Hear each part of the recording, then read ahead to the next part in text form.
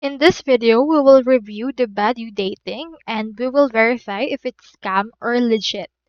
So Badoo is a mixed bag dating and social networking app that generally considered legit, but with significant potential for scam and fake profiles. Which means it's inconsistent with user experience and frustration with automatic messaging and limited swipes. So, Badoo is mostly legit with high degree of scam profiles because of the substantial numbers of fake accounts and potential scammers generated by themselves.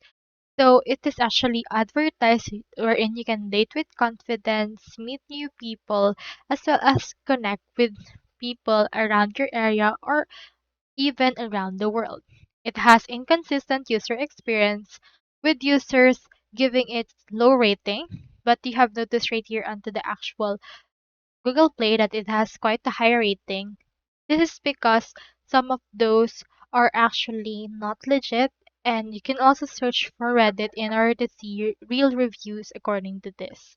So, in my opinion, you can try Badoo, but don't dwell further into it because of some limitations into it. So that's all there is today, and I hope this video helped you out.